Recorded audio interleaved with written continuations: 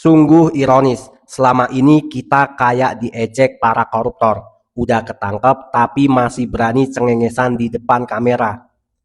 Oleh karena itu, Presiden Prabowo sedang mendesak DPR untuk segera mengesahkan RUU perampasan aset. Agar apa teman-teman? Agar semua aset haram milik para koruptor bisa disita oleh negara. Tapi pertanyaannya, apakah para elit di Senayan bakal berani mendukung langkah tegas ini? Biar nggak makin penasaran, yuk langsung saja kita bedah penjelasannya. Tapi jangan lupa subscribe channel ini, Tiang Politik.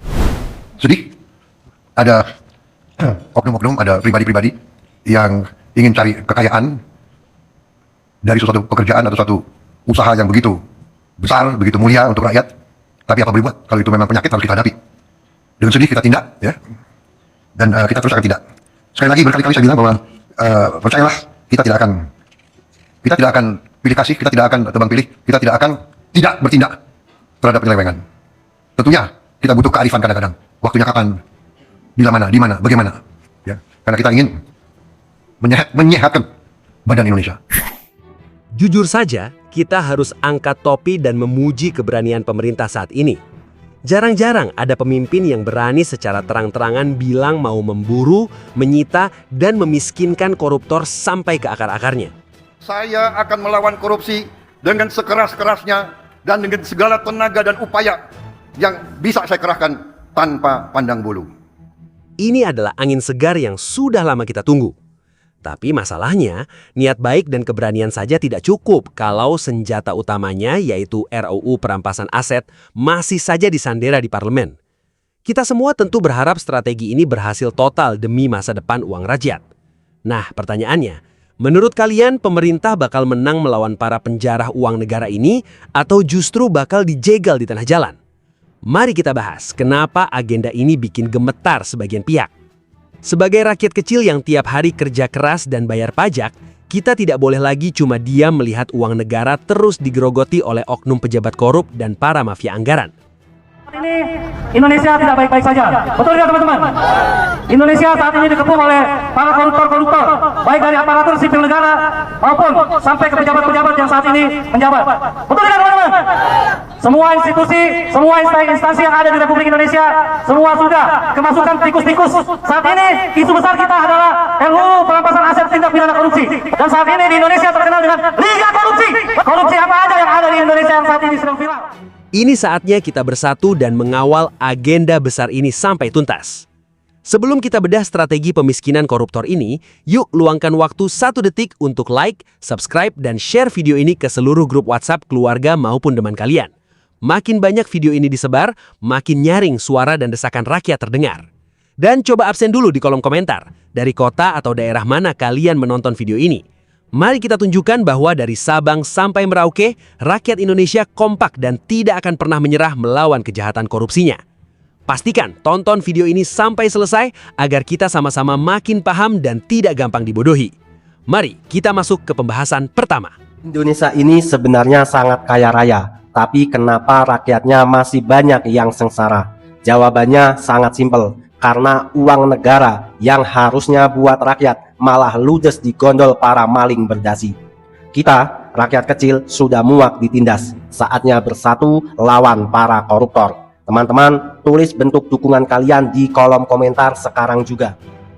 Selama puluhan tahun, masyarakat Indonesia disuguhi pemandangan yang sama setiap kali ada kasus kejahatan keuangan negara yang terbongkar. Oknum pejabat atau mafia anggaran ditangkap, diproses hukum, lalu divonis penjara beberapa tahun. Namun, pernahkah kita berpikir secara mendalam apakah hukuman kurungan penjara saja sudah cukup memberikan rasa adil bagi rakyat kecil? Realitas di lapangan seringkali menunjukkan hal yang berbalik. Banyak dari mereka yang tetap tersenyum tenang saat mengenakan pakaian tahanan, bahkan masih sempat melambaikan tangan ke arah media massa. Mengapa mereka tidak takut? Jawabannya sederhana, karena di pikiran mereka, penjara hanyalah sebuah masa istirahat sementara. Mereka tahu bahwa ketika masa hukuman fisik itu selesai, seluruh harta benda hasil kejahatan yang mereka kumpulkan masih aman tersimpan, utuh dan siap digunakan untuk hidup mewah bersama keluarga hingga beberapa generasi ke depan. Kondisi inilah yang membuat pola penegakan hukum lama terasa tidak adil. beban biaya operasional untuk menangkap, mengadili, hingga memberikan makan para terpidana di dalam lembaga pemasyarakatan, semua ini dibayar menggunakan uang pajak dari rakyat.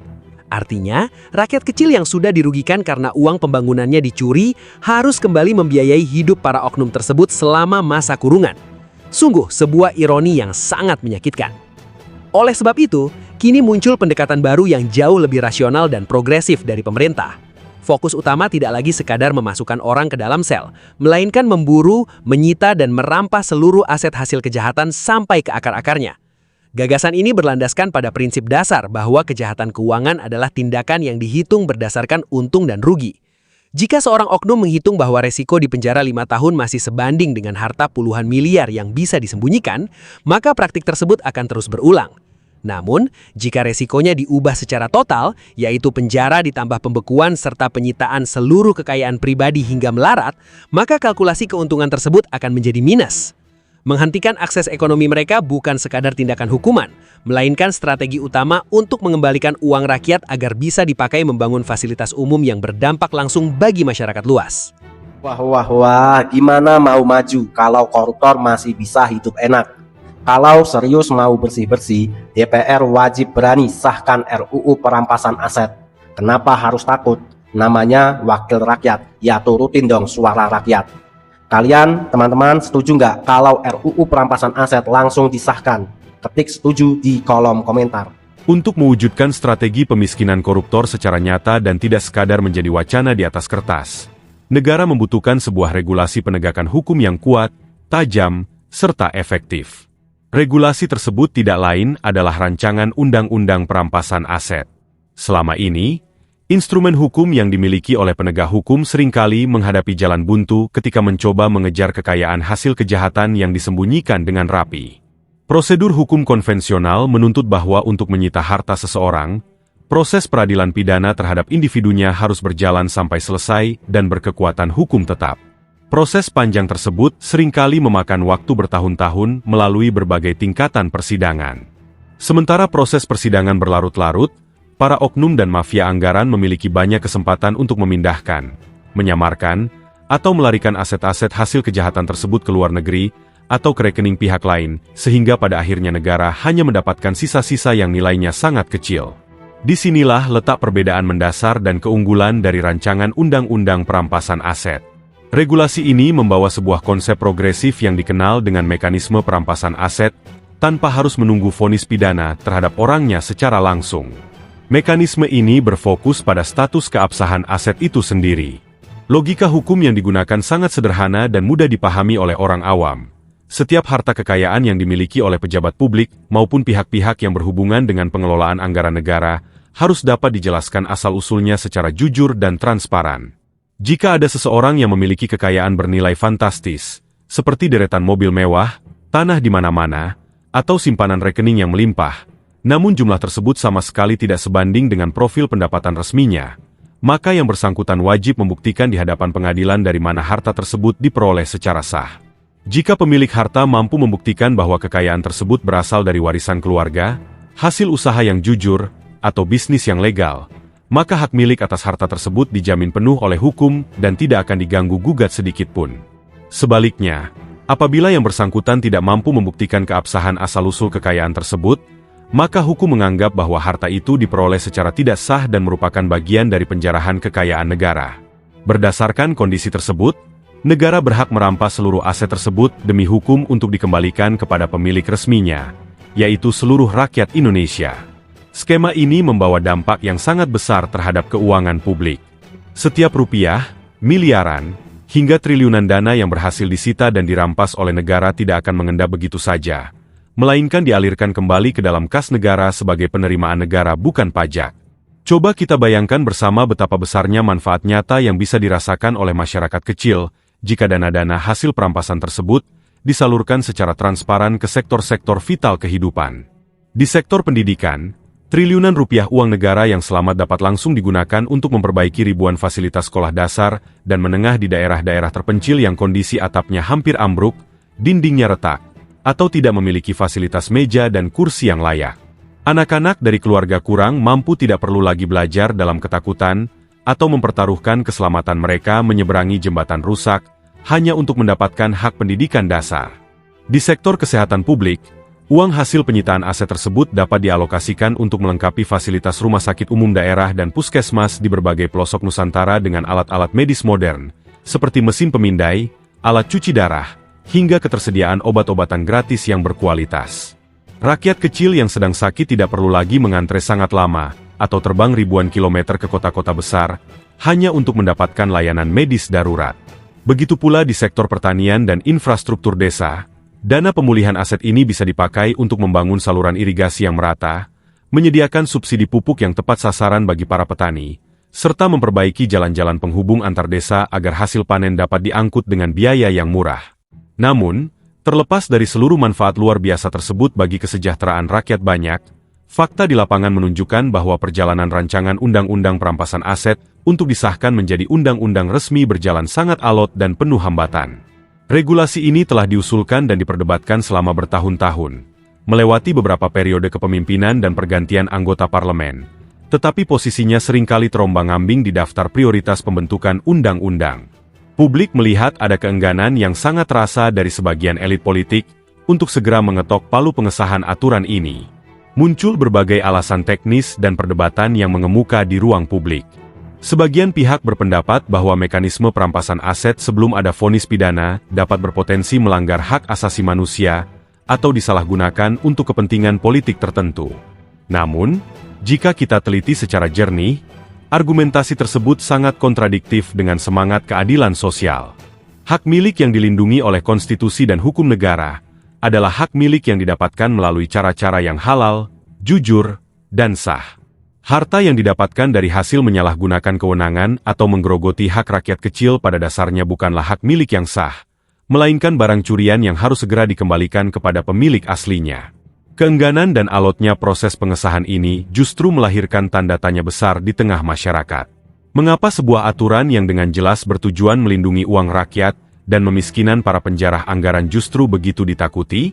Bagi warga negara yang bekerja secara jujur, membayar pajak tepat waktu, dan mencari nafkah dari keringat yang halal, keberadaan undang-undang ini sama sekali tidak menakutkan. Regulasi ini hanya menjadi ancaman nyata bagi mereka yang menyembunyikan kekayaan tidak wajar di balik jabatannya. Ketakutan yang ditunjukkan oleh sebagian pihak justru menegaskan betapa pentingnya regulasi ini bagi masa depan penegakan hukum di Indonesia, sekaligus menjadi bukti bahwa instrumen inilah yang paling ditakuti oleh para oknum yang selama ini merasa kebal terhadap hukum.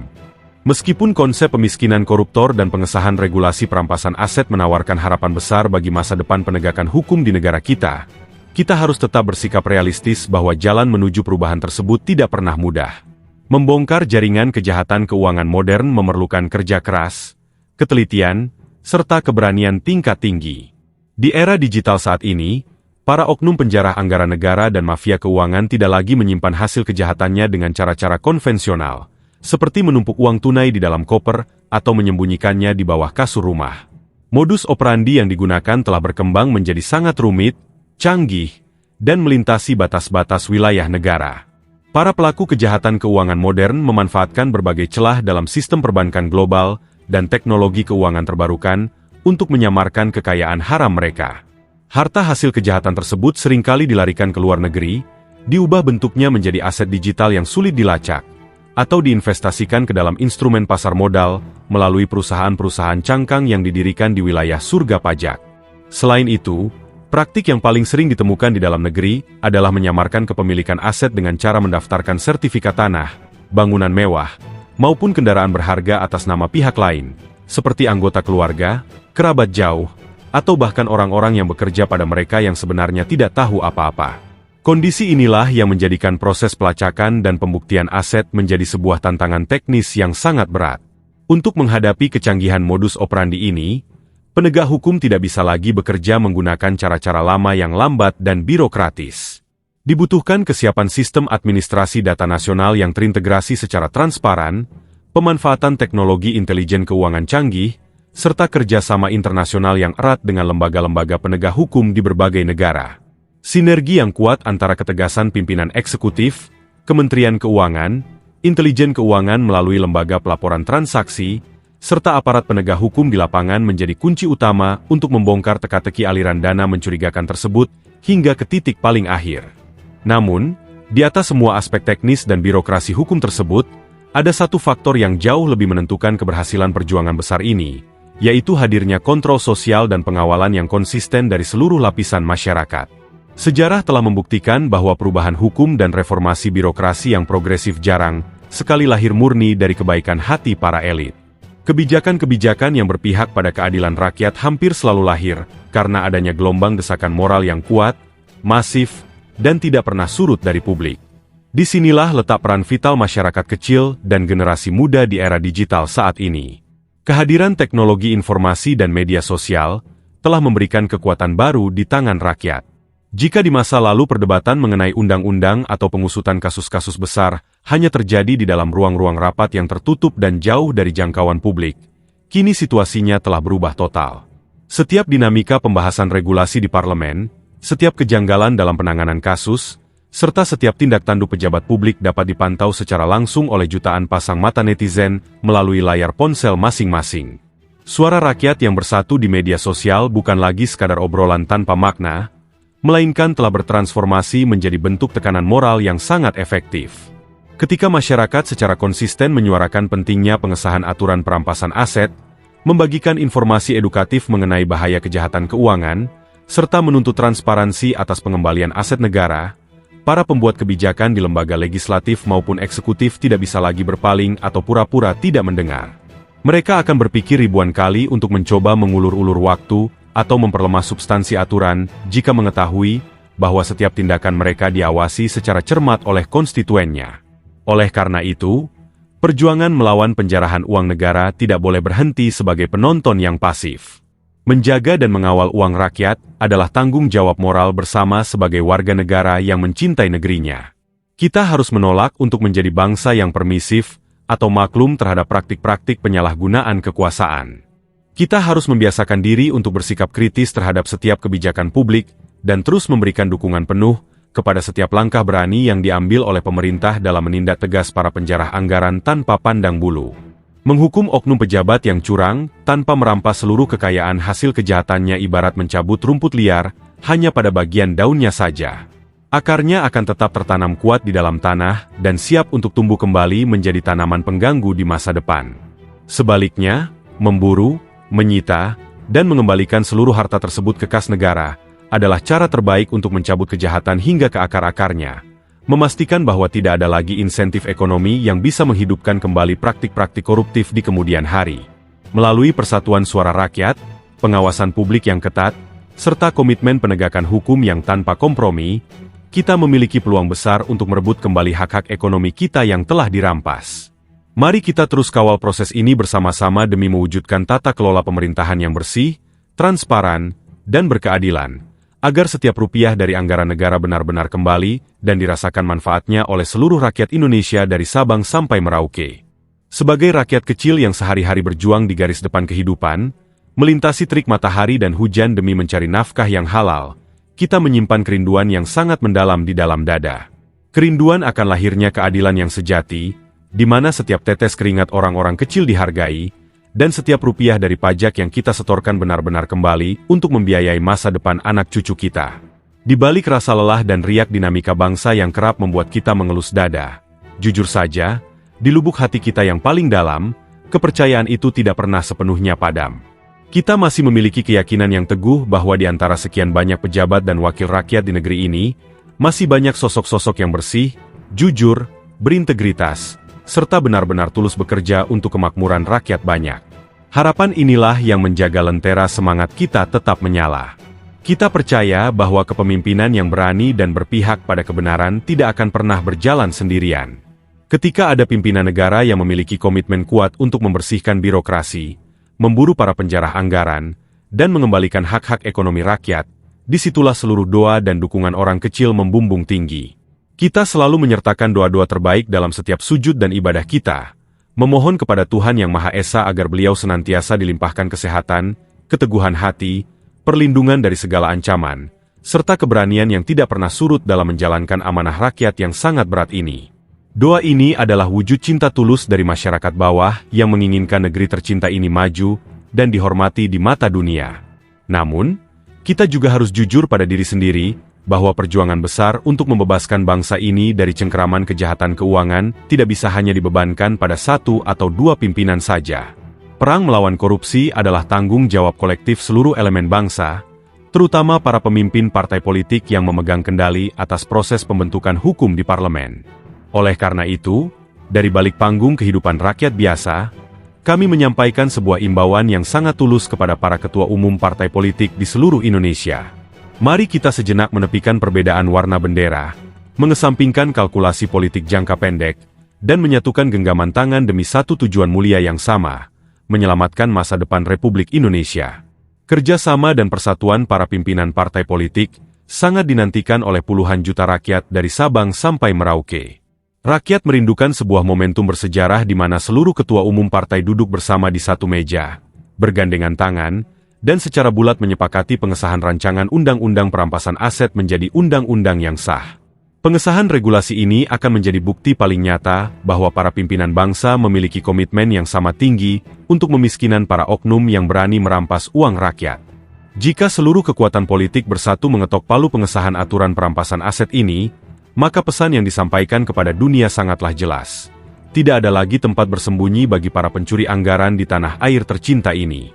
Penting untuk ditegaskan dan dipahami bersama bahwa pesan serta konten yang disampaikan melalui video ini sama sekali tidak dibuat untuk menyudutkan atau memojokkan pihak manapun. Video ini lahir murni dari ketulusan hati, rasa cinta yang mendalam terhadap tanah air, serta kerinduan akan penegakan hukum yang adil dan transparan. Kita tidak sedang membagi bangsa ini ke dalam kubu-kubu perselisihan, melainkan sedang mengajak seluruh anak bangsa untuk merapatkan barisan dalam menyongsong hari esok yang jauh lebih baik. Momen bulan kemerdekaan ini adalah waktu yang sangat tepat bagi kita semua untuk melakukan perenungan mendalam. Kemerdekaan yang diraih oleh para pahlawan dengan pertumpahan darah dan pengorbanan jiwa raga bukanlah sekadar kebebasan fisik dari penjajahan bangsa asing. Kemerdekaan sejati adalah ketika seluruh rakyatnya terbebas dari kemiskinan yang disebabkan oleh kebocoran anggaran, terbebas dari rasa takut akan keadilan yang tumpul ke atas, serta mendapatkan hak yang sama untuk menikmati kekayaan alam negaranya sendiri. Di bulan Agustus yang penuh dengan semangat perjuangan ini, mari kita buktikan kepada sejarah bahwa bangsa Indonesia adalah bangsa yang besar, kuat, dan dewasa. Mari kita buktikan bahwa ketika dihadapkan pada kepentingan bangsa dan negara, seluruh elemen masyarakat, mulai dari rakyat kecil, penegak hukum, pejabat pemerintah, hingga para pimpinan partai politik, mampu bersatu padu mengikis habis praktik-praktik koruptif yang merusak tatanan kehidupan kita. Sudah saatnya kita tidak hanya merayakan kemerdekaan di atas kertas atau dalam seremoni belaka, melainkan benar-benar mewujudkan Indonesia yang bebas dari korupsi, sejahtera, dan merdeka secara hakiki.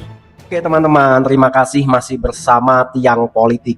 Teman-teman, setelah kita mendengarkan penjelasan yang panjang tadi, silakan tulis argumen tajam kalian di kolom komentar. Tapi ingat teman-teman, jangan mencaci maki siapapun, jangan menyudutkan pihak manapun. Tunjukkan kepada dunia bahwa bangsa Indonesia adalah bangsa yang cerdas. Teman-teman, sekarang mari kita beropini, kita ngobrol santai sambil minum kopi. Kita minum kopi dulu teman-teman.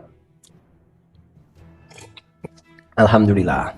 Teman-teman, kalau menurut opini saya, Indonesia sudah terlalu lama bersikap terlalu ramah dan manis kepada para koruptor. Dan sekarang adalah saatnya aturan main itu diubah secara radikal.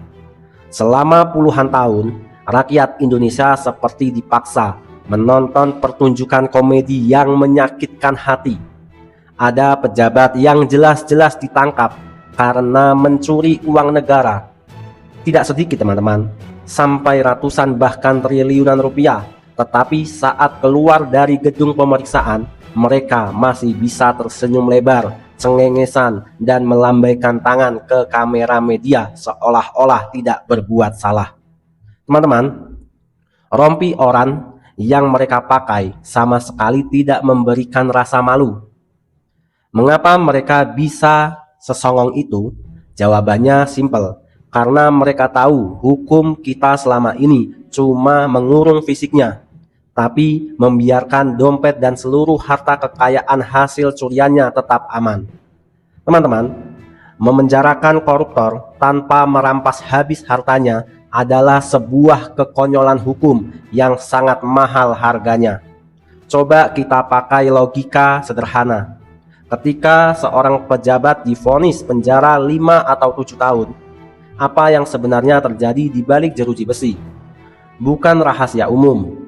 Kalau sel penjara di negeri ini seringkali disulap menjadi tempat yang sangat nyaman jika seseorang punya banyak uang.